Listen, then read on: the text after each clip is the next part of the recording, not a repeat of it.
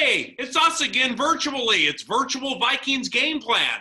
I'm Paul Alvin, your play-by-play voice. The man with the smirk checking his text messages is Pete Bercich, former linebacker for the Minnesota Vikings. And that's Ron Johnson from Vikings Game Day Live on Fox 9.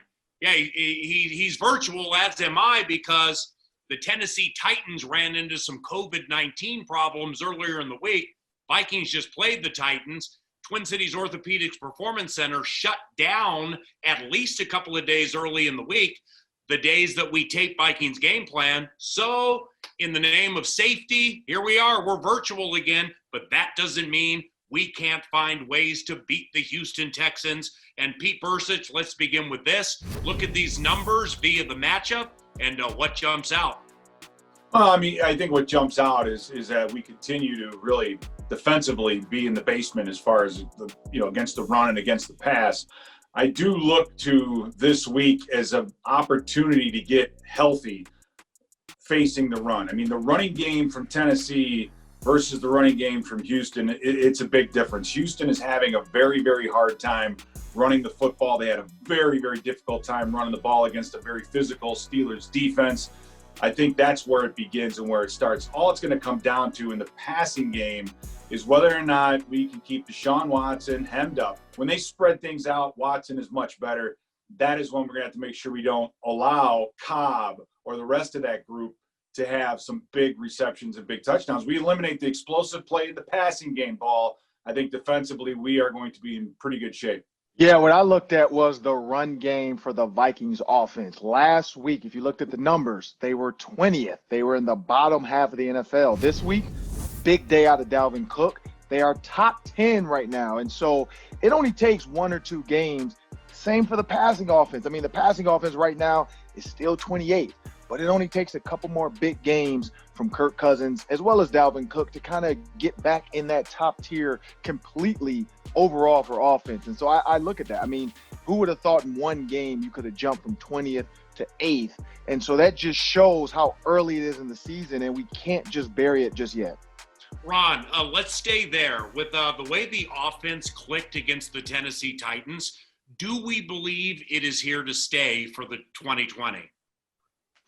I think so. If you look at what Dalvin Cook did, that's normal. You look at what Adam Thielen did as far as not doing much, but Justin Jefferson took on the role of, if you guys want to double Adam Thielen, fine. One-on-one, me versus your guy, I'm going to win. And I think that's going to be a recipe for success. Why? Because teams are going to have to now realize Jefferson is the deep play threat. He is now the Stephon Diggs that a lot of teams would look at, and then Adam Thielen will get a ton of that underneath stuff, and then they both will kind of work well together. I think this duo is here to stay. This is going to be a very, very big game for Dalvin Cook. You take a look, again, at the last couple of weeks with the Houston Texans defense. They've struggled, especially in some of the counter games, the misdirection runs, and that is really what worked well against Tennessee for the Vikings. You're going to see some guards pulling, some tight ends coming across the formation, those kinds of things. Those are going to give and allow Dalvin Cook to get some big runs. So you talk about crown of the game. I think this is going to fall squarely on the shoulders of Dalvin Cook. The opportunity's there for a big game. And Ron, lastly, for the matchup segment, despite the loss to Tennessee, what genuinely improved with the Minnesota Vikings?